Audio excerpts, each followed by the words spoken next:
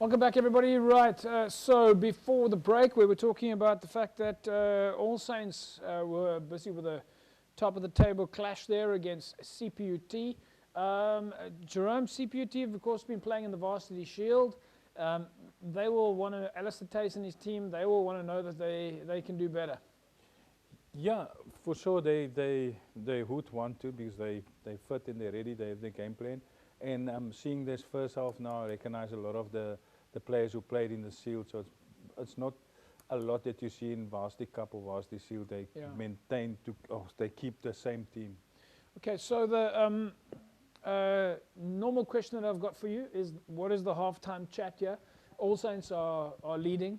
They'll want to keep their lead. CPUT, on the other hand, they'll be looking to bounce back.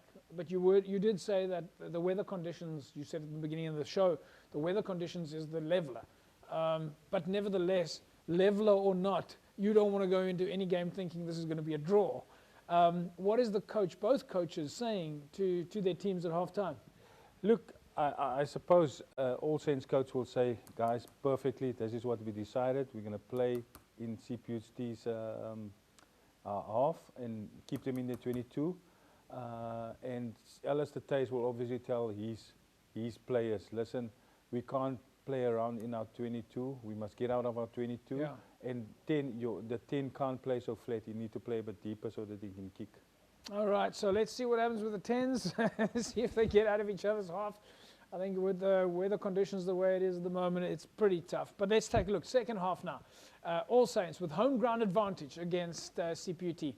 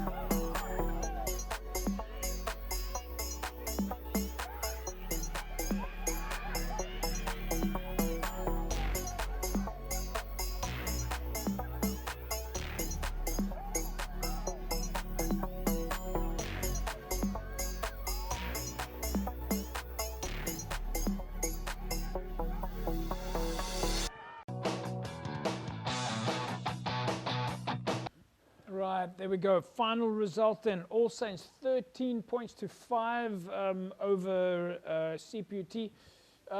Jerome, one of the things that I saw there was a couple of 50-50 chances in the wet weather with the ball that slippery. That's not a good idea. Yeah, no, one opportunity for CPUT there was you can't try to offload in this weather and the ball is slippery. So you try to offload, the next player tried to pick the ball up instead of just kicking the ball forward and try to keep momentum.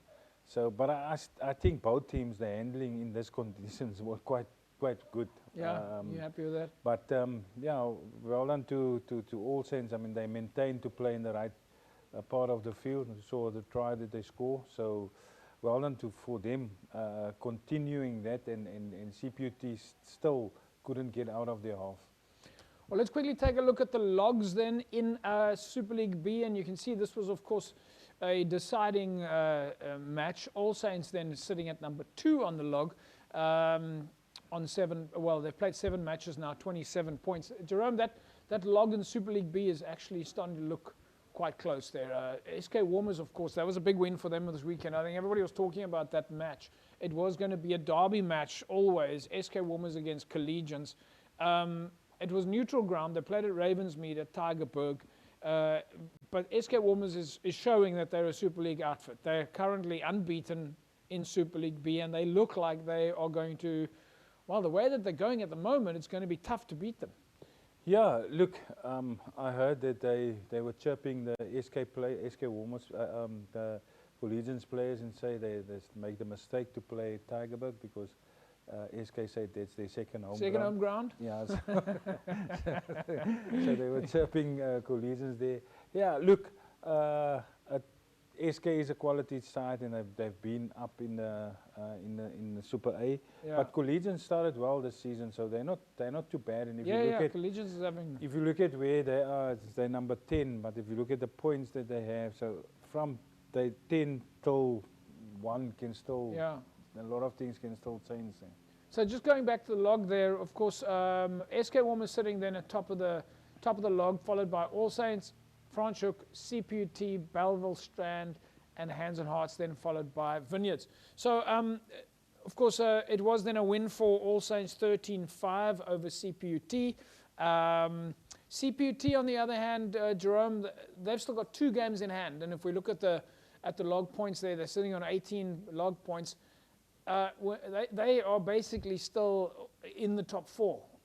Well, they are in the top 4, but a win for them, or 2 wins for them, depending on how the matches go with All Saints and Franschhoek, could keep them also in the mix there in the top 4.